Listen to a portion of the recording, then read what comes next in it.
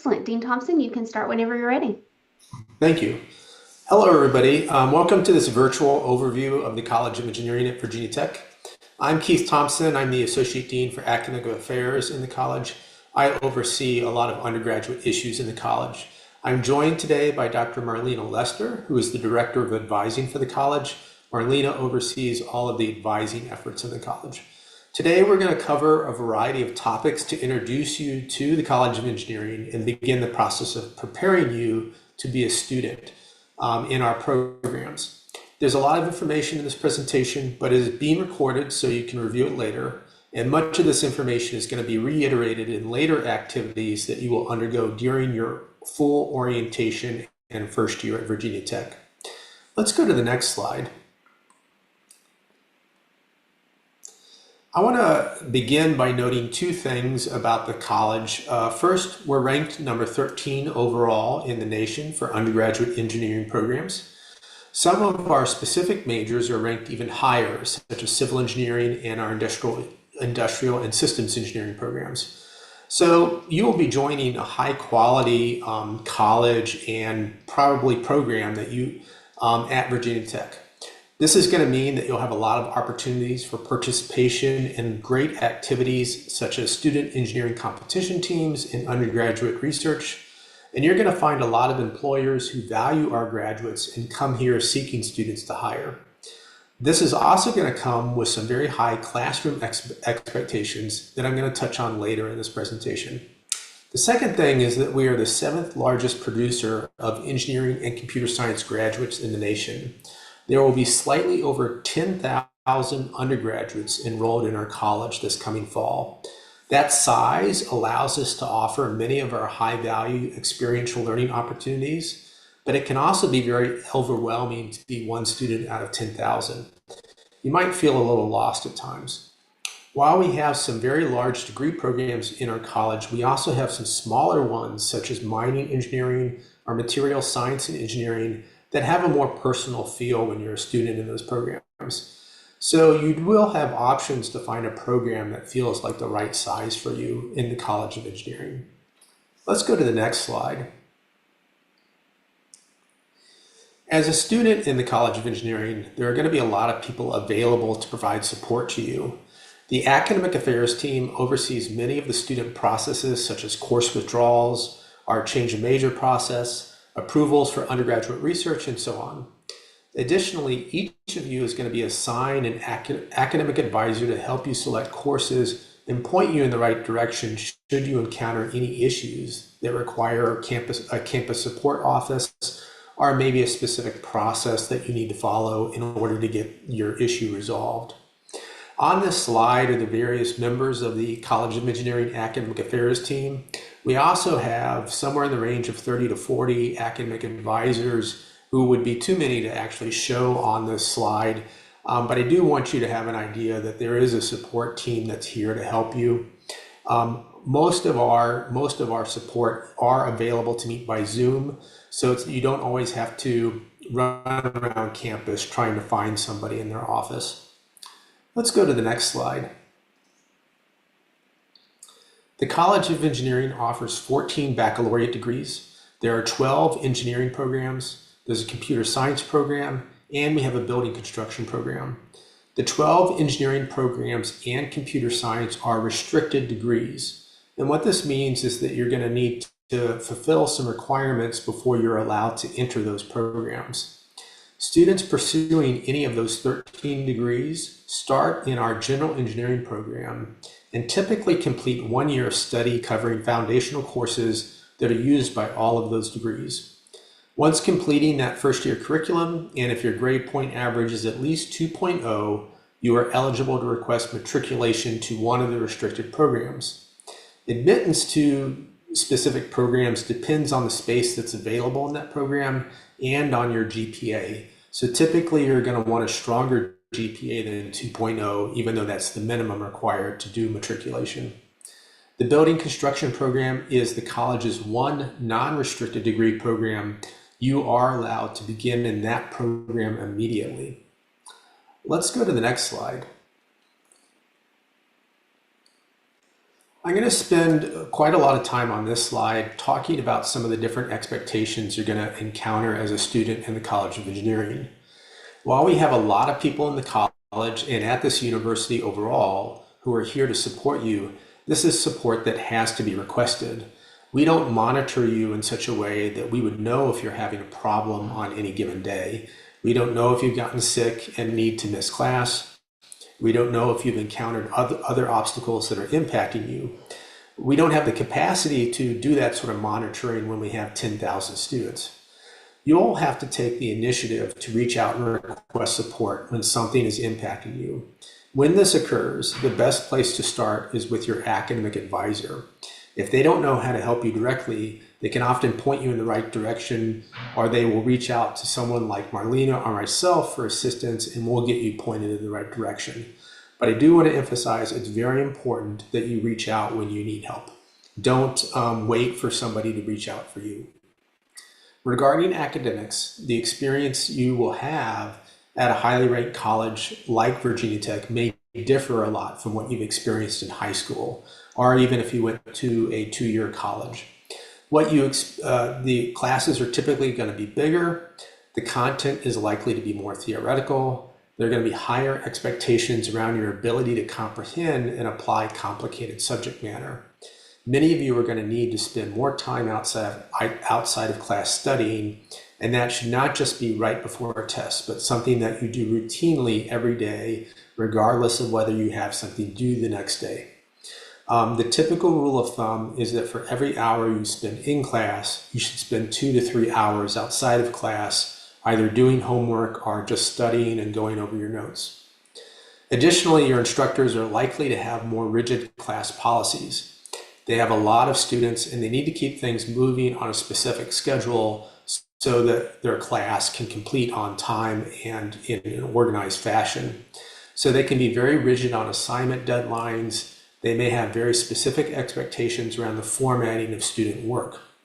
You're going to need to study the syllabus they provide to understand their expectations and make sure that you adhere to those expectations. The syllabus is a document that will be provided to you either before or on the first day of every class that you're enrolled in.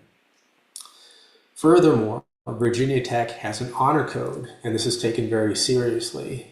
Make sure you understand what boundaries your instructors have around collaborative work, such as are using generative AI to help with writing, or the use of online resources like Chegg or other study sites.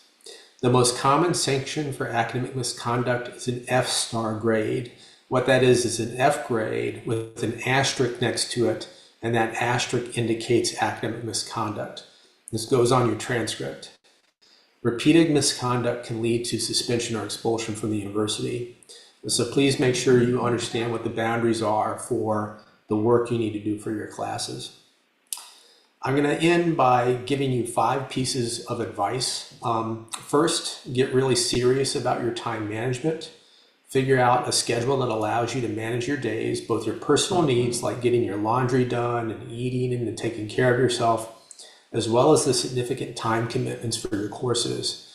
Consider using a calendar to schedule all the things that are due and the tasks you need to get done on any given day. Second, start your assignments early. Don't leave them until the night before. 3, find reliable and serious study partners. This is going to help you understand material better, and it's going to help you stay on track. It's very helpful to have a group that you study with to help you remember what's due in a given class, what's going to be coming up.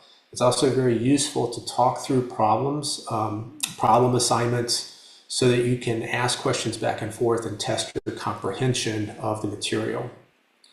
Number 4, track your grades. And don't just rely on the grade calculation that appears in Canvas. Canvas is our learning management system that we use in association with our classes. Read the syllabus to find out how the final grade is calculated, and keep an independent record on a spreadsheet or in some other way of what your grades are and what you think your final grade is going to calculate to. And number 5, this is most important, don't hesitate to reach out if you need help or if you're struggling. I can say this last part from personal experience. I was a smart student when I first went to college, but I had this tendency to handle all my problems on my own, and I now recognize as an adult that this was a mistake. I could have done a lot better and enjoyed my college experience more if I had reached out for support during some key moments while I was in college. So my advice is not to do what I did. Let's go to the next slide. When the university needs to contact you or needs to send out important information such as upcoming deadlines or other notices, we're going to be using your official vt.edu email. Please make sure that you check this email daily, even during the breaks. I will admit that this university sends out far too many emails. All universities send out too many emails these days, but there are going to be some important messages in there. So take the time to make sure that you're checking those emails and figuring out what information is being sent to you that's important for you to know, or that you need to respond to. Let's go to the next slide. For the parents that are with us today, we recognize that you're making a significant investment both monetarily and emotionally in your students' education. So I want to say a little bit about the best way to be a partner in your students' journey. This is a time for students to move up significantly in their responsibilities and independence. This is another important part of the learning that happens when students are in college. Figuring out how to self-advocate, how to reach out for help on their own, how to organize their time on their own, how to manage all the things that are essential, not just for a professional life, but just living as an adult. That's going to really help them, especially when they're first starting out in a job environment and they need to manage living on their own and doing all sorts of other stuff. Help encourage them to do this, but let them try to do everything on their own. At the end of each semester, though, do this one thing. Make sure that you check in with them on their grades and their academic progress. Try to make this a safe conversation, but it's important not to have academic struggles sneak up on you. There might be a need to have some candid discussions about whether a major is the right choice, or maybe some other issues that need to be addressed to be successful. Let's go to the next slide. We do have constraints on how much we can discuss student issues with families. We're bound by the Family Educational Rights and Privacies Act, or FERPA.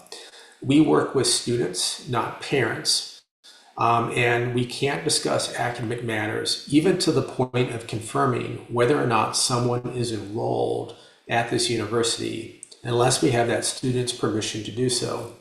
Students can grant that permission.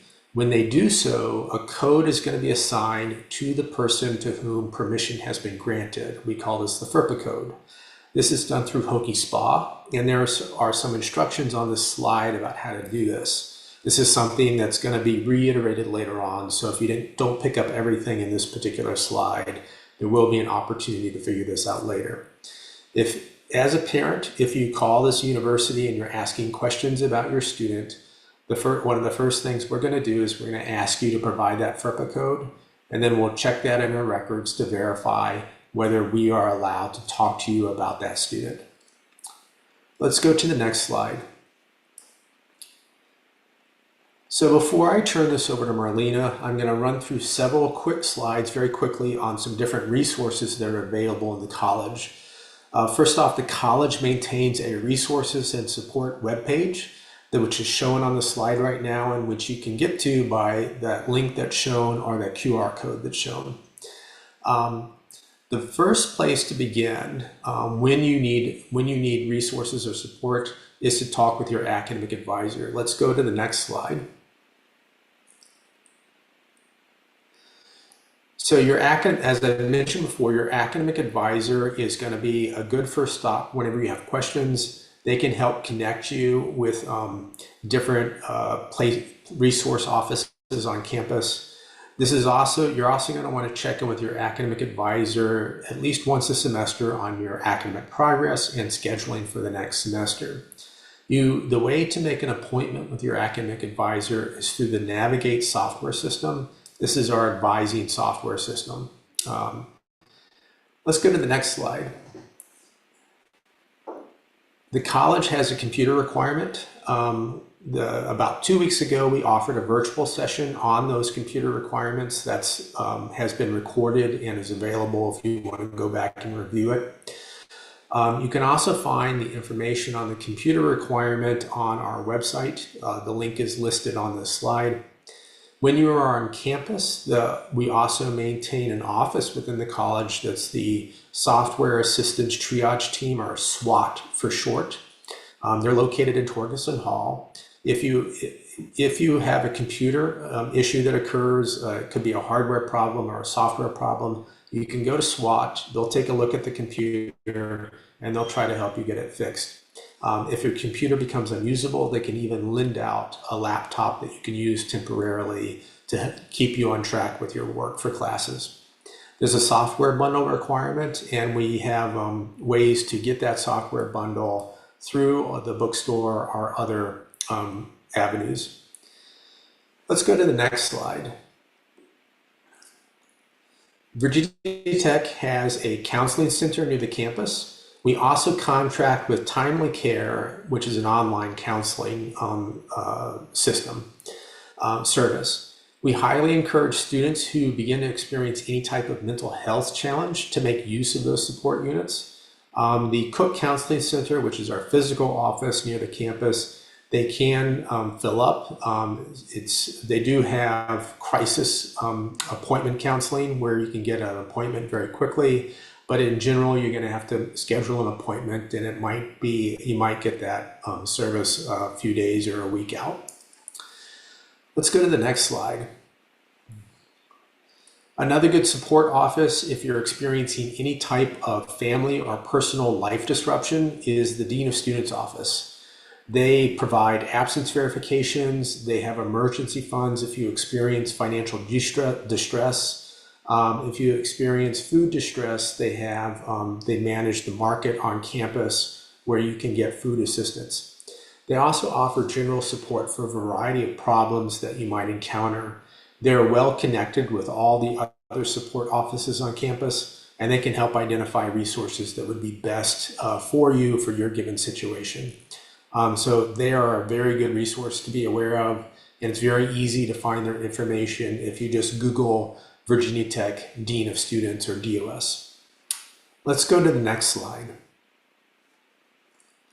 If you had accommodations or an individual education plan in high school, I strongly encourage you to register with the Office for Services for Students with Disabilities, or SSD. They will review appropriate medical documentation that you will have to provide. They'll make an assessment of your needs, and they'll authorize accommodations for you. Those accommodations are there to provide a level opportunity for you to be successful in your classes. They are not an unfair advantage. They simply level the playing field for students that wouldn't happen to need that additional help. Let's go to the next slide. We also have a student health center located on campus that you can access when you're sick. Prior to starting as a student, you're going to also need to submit a history of your immunizations to them. If you don't, they'll place a hold on your VT account until you submit that form. So please remember to do that one step in your orientation process. Let's go to the next slide. We also have a Student Success Center. They provide tutoring services, peer mentors, and courses on learning strategies. This is yet another resource that might be helpful to you. And then my last slide is the next slide. Lastly, we have a Career and Professional Development Center. There are numerous career fairs on this campus all through the academic year. We encourage students to do some sort of internship or other career building activity while they're a student. The Career and Professional Development Office can offer assistance on writing a resume. You can do mock interviews with the staff that are there. You can even check out business attire if you don't have an interview appropriate suit. So they're yet another useful service on our campus. I'm going to turn this over to Dr. Lester. She's got a lot of other information that she needs to run through.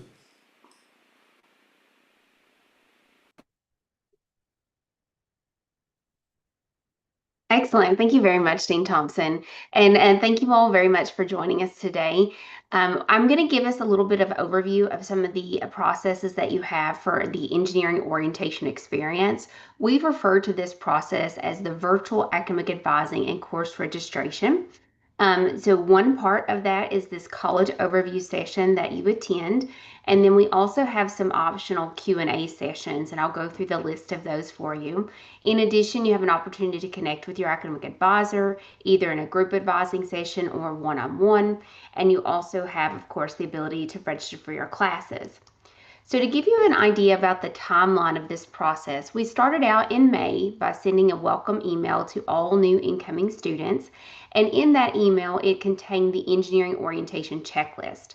If you don't have that email, you can always go back and reference a sample copy on our eng.vt.edu orientation website that's linked there on the screen. It has a couple samples that we sent out. You'll also see other timeline that's listed there along with additional resources that I'm going to cover. On June 6th, specific information from the department that you're currently admitted to would have sent you details on how you work with your advisor, either going through some modules in a Canvas system, working with your advisor in a group advising session, or one-on-one, because we do have 14 different degree programs that could vary by program, but you'll be able to locate all of that information, a sample of that also on that website, but your specific information from your program would have been emailed directly to you. Between June 11th and July 25th, that's when we are hosting these advising sessions that you would have with your program, either the one-on-one or the group.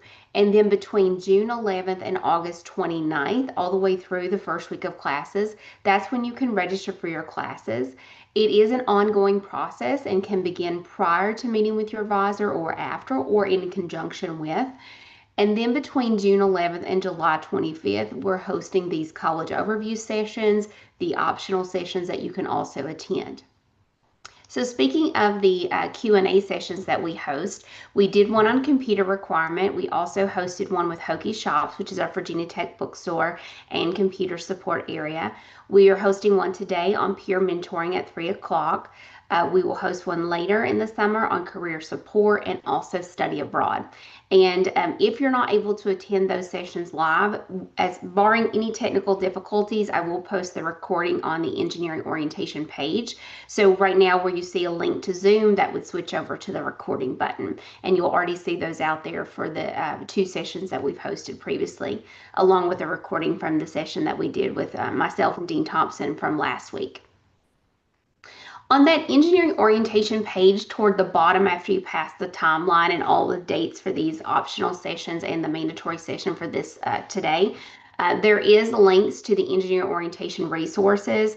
The engineering orientation resources is kind of to recap some of those key things that were in the email messages to you. The first is the engineering orientation checklist, and that is designed for you to start at the top of that list and work your way down and try to be as much, for me, it's as much comprehensive document that we can put together of all the things that you need to do for us in the academic space, but we also incorporate some other things in there like setting up your Virginia Tech email, how to access your two-factor authentication to put your email on your phone, and those kinds of things.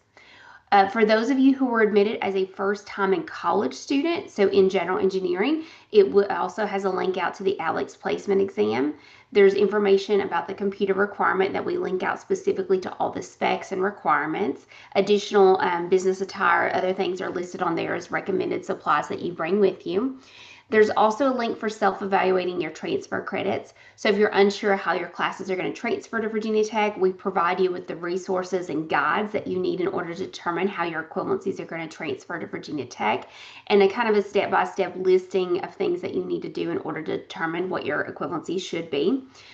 We also want to make sure everyone's aware that Virginia Tech received information from College Board that we should receive May College Board exam scores around July 7th. So if you are waiting on maybe a prerequisite class that you took through AP and you can't add the next class, so you will have to wait until those score reports are processed and posted on HokieSpa to be able to add the next subsequent classes. But you can start registering for the majority of your classes now, even if you are waiting on that. Also, if you are expecting AP credit, the university does do something called an AP duplicate drop. It's to ensure that you don't accidentally register for a class that you already have credit for. So if, for example, if you took US history and you took the AP exam for that and then you accidentally signed up for that again at Virginia Tech, we would remove you from that duplicate registration once we have those AP classes on the system. You will also be able to see a link to the program requirements or specifically the roadmaps for your incoming cohort. So you started either the summer or fall. So you'll use the 2025-2026 program requirements. Those are published. Those are out there on the catalog website at Virginia Tech. We also link out to some information about course registration, try to provide you some guidance around major restrictions or prerequisites and co-requisites. So encourage you to review those details very carefully. For those of you who are admitted into general engineering, we link out to the change of major process for how that works, reiterating some of the things that Dean Thompson mentioned about resources and support. To highly encourage you to bookmark that website. It's one of my favorites go-to places for working with students. And then we also link out to frequently asked questions. All new students also had access to something called Canvas. That's our learning management system at Virginia Tech. And for transfer students, you have a COE virtual academic advising course registration Canvas page that kind of reiterates a lot of this information, has specific information about the program that you're admitted into, and also when you would work with your advisor on that. Those of you who are admitted as a first-time in college student in general engineering, you'll have a general engineering virtual advising page that you have to work through some Canvas modules, and then you'd be added to a group advising session, and then the optional one-on-one sessions that you could attend. We also have a Canvas site for building instruction. So those of you who are admitted as a building instruction student, either as a first-time in college student or a transfer student, there's a specific Canvas site for you as well. So a few quick reminders that I wanted to share with you. The first one is just make sure that you please send your transcripts and score reports to Virginia Tech. Your transcripts and score reports need to be sent either from your official high school, college, or university transcripts to the Office of Undergrad Admissions, and that would be sent directly from the place that you took those classes through.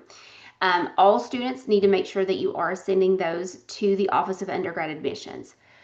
If you are expecting any kind of advanced placement, IB, CLEP, Cambridge, any of those kinds of score reports, you would send those and all years of your official score reports to the Office of University Registrar's Office, and there's a specific school code that you'll put in there for those to be sent to Virginia Tech. One thing that happens a lot for especially transcripts and especially for those of you who are transfer students on live today or even watching the recording is please just remember that maybe you sent your transcript when you applied to Virginia Tech. You might have to send another one after your spring grades were posted. You might have to send another one if you get an associate's degree once your associate's degree is awarded and you graduated officially. So it might take anywhere from 3 to 5 transcripts to be sent to ensure that all of that information is officially on your Virginia Tech records.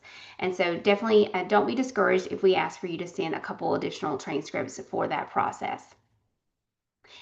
In addition, if you took advanced placement, that's probably our most popular score type examination. If you took AP or advanced placement classes, maybe in sophomore or even in junior year of high school, please make sure that you ask College Board to send all score reports to Virginia Tech, including all years. A lot of times we would have received your prior year scores, but not your senior scores. So please just make sure that you are monitoring your records and that you are able to have those score reports sent to Virginia Tech. I already mentioned a little bit about this, but there is a section on our website about completing a self-evaluation of your transfer credits. So as a transfer student, you will submit your self-evaluation of transfer credits on the engineering pre-orientation form that's required for our new transfer students. As a first-year student, you should have your self-evaluation of transfer credits completed and available for your advising meeting. You don't need to submit that, but that way you're fully aware of how classes should transfer into Virginia Tech based upon the equivalency charts or guides that we have available to you. And so there are charts, guides, and databases that you can use. There's one specifically for advanced placement, IB, CLEP, and all of those types of score reports. There's a specific transfer guide for Virginia Community College classes. And then there's an additional database for institutional, it's called the Transfer Equivalency Database for other type of 4-year or 2-year schools outside of the state of Virginia. So those are there for you to be able to kind of determine those equivalency guides and resources. I also want to reiterate that it is your responsibility as a student just to make sure that you're being familiar with your own records, you're keeping track of getting all of these transcript score reports sent to Virginia Tech, and you can also go in Hokie-SPA and verify when your process scores and transcripts have been received by Virginia Tech. So you can go into Hokie-SPA, grades menu, and then transfer and other additional credits to verify when Virginia Tech has your college transcripts and score reports on Hokie-SPA. That's also very critical for you to know if, for example, maybe you have a prerequisite that you're waiting on and you can't add the next class because the computer system won't let you. That's where you can monitor that system to see when you'll be able to add the next level of the class. You will also see a special notation sometimes, especially for transfer students who took classes at another 4-year institution. You might need to provide us with a little more information on how we can determine your equivalency for those classes. So it might have a notation on that Hokie-SPA grades menu transfer and other additional credits screen for you to send your syllabus to credits@vt.edu. So just be monitoring that to see if we need some more information from you in order to ensure that your equivalencies are transferring to Virginia Tech appropriately. So you may be curious, okay, what classes are you going to take and how do you know what you need for your entire time at the university? All of the degree requirements for your incoming cohort are available on the program requirements or roadmap. You can find that on the catalog.vt.edu section of our website. The roadmap is a semester by semester guide of what classes you typically take. It's going to include all of your pathways to general education, your degree core, major classes, if you need electives. For those of you who did start, of course, this fall or summer, you'll use the 2025-2026 guide. And to give you some context about those program requirements, your engineering degree requirements in general are comprised of 4 major areas. It's those pathways to general education. Those is about 39% of your degree requirements that you have at the university. And then you have your degree core, which is about 24% of your degree requirements. Then you have your major classes, which is about 22%, and then any electives. Maybe your program has some electives that you take, anywhere between 0 and 15% of your total degree. The credit ranges that you have for your program is going to range from 122 to 129. So today I'm kind of broadly talking about our 14 different degree programs and 30 plus majors. And so across all of those, that's about where we average out in the credit hour range. When we are working with you and advising, we're always going to recommend a course load between 15 and 17 credit hours. That ensures that you're kind of staying on track for a timely degree completion. For those of you who are first time in college student, maybe you don't have any advanced placement, dual enrollment, you're starting out with 0 expected credits, then it's going to typically take you 8 solid semesters. But in order to do that, you might have that 15 to 17 credit hours. And those of you who are transfer students, a lot of times that's going to take you more like 3 years to complete your degree, depending on how your transfer credits came into the university and how everything works out. One thing that we are so excited this year to be able to talk about at New Student Orientation and this virtual academic advising and course registration process is the degree audit report. All new students are able to go into Hokie SPAL and run a degree audit report system. This is a computer generated report for you to match the requirements of the degree program with any coursework that you've previously taken. So those of you who are transfer students or first time in college students who have a lot of advanced placement or dual enrollment credits, you can go in once your credits are processed in Hokie SPAL on that grades menu, transfer and other additional credit screen. You'd be able to go in and run a degree audit, and that is going to show you what classes that you have remaining on your degree in order to complete your requirements at the university. So those of you who are in a degree granting major, so those of you who are transfer students or building instruction students, you can complete your application for degree now and you can run your degree audit. If you are admitted as a first time in college student as general engineering, you can go in and request a different program, or we call it a what if DARS, until you're officially declared the program that you're going to go into. So all students can run a degree audit. It just is a little bit different depending on if you're a first time in college GE student or if you're already in a department like those of you as transfer students or building instruction students.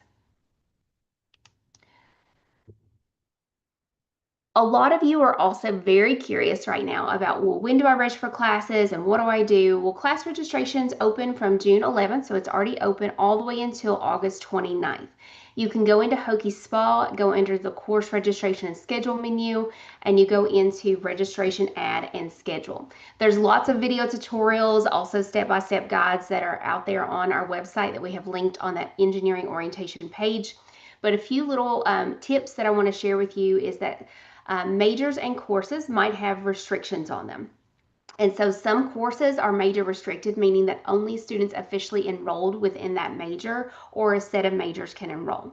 But you can utilize something called the timetable of classes to search by term, pathway, subject, course number. You can also look for the course request number and even course modality in the search, and that allows you to view the prerequisites, co-reqs, and restrictions.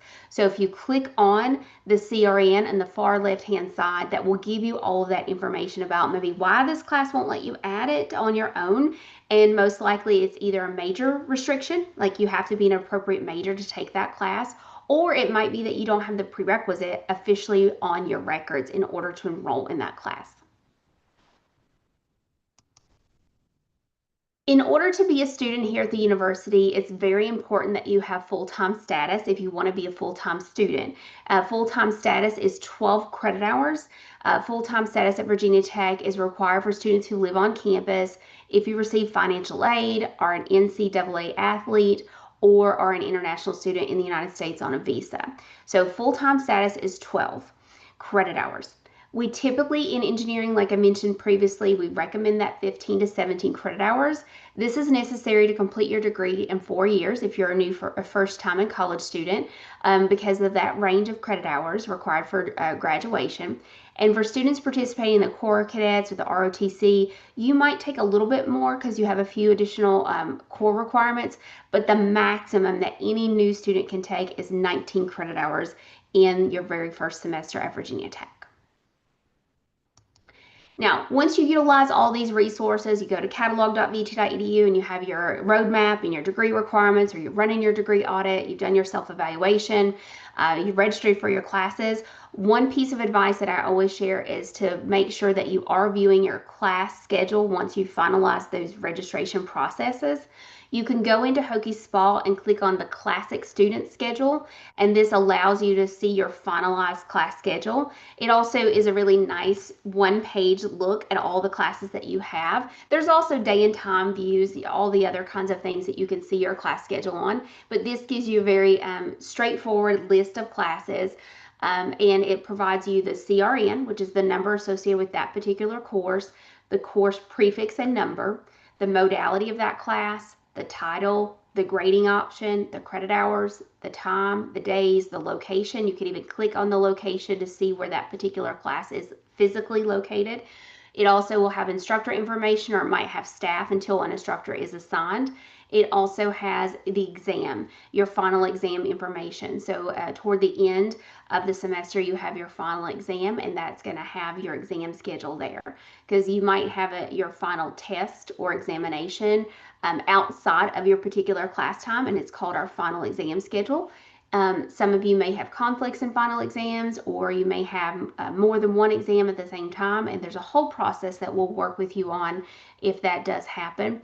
But the reason that I point out the exam schedule now is please, please do not make travel arrangements for the end of the semester until you have verified your exam schedule, either by, of course, looking at your class schedule here and also just verifying with your instructor on the first week of classes that the exam is when it is listed on your actual class schedule.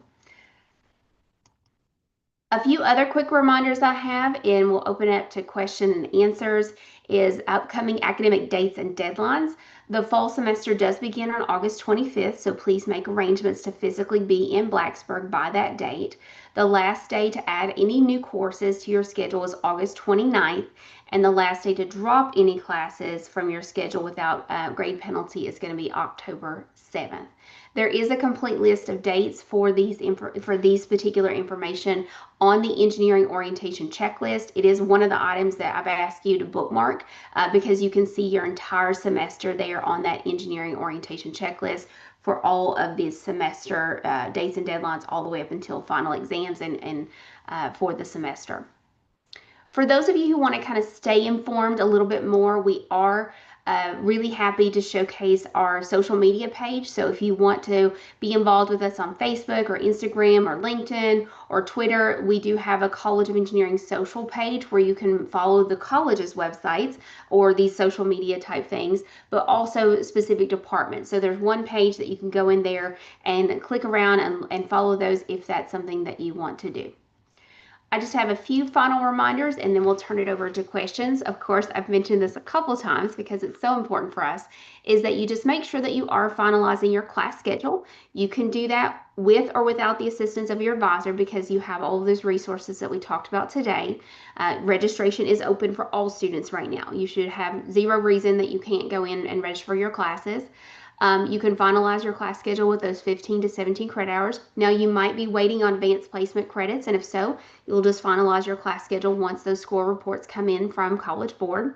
Reminding you that you can also go onto our orientation website for those degree requirements, how to register for classes, all those tutorials that I just talked through are right there on that orientation page. And those of you who are students in the live Zoom or watching the recording, please make sure that you have marked your calendar. Dean Thompson will do a college session on August 20th, 21st, and 22nd in Burris Hall. That will be dependent upon the date you move in. For those of you who are transfers in the room, you will attend on August 22nd, and those specific details are outlined on that engineering checklist. And everyone, you will see us all at the College Engineering Social on August 22nd, and that's from 2 to 4 at Goodwin Hall and Lawn. Your specific arrival times is also outlined on the engineer orientation checklist to just help us manage the flow of traffic based upon if you're in one of our living learning communities or if you are a transfer student, those kinds of things. But definitely make sure that you've marked your calendar. So that's all I have for you today. So I do want to say thank you so much for being with us today. Dean Thompson, I really appreciate you being here with us live or if you're watching the recording. So what I'll do now is I'll turn it over to questions and answers, and you can use the Q&A feature in the Zoom chat there. So if you do have questions, feel free to pop those in. But again, thank you all very much for being here today.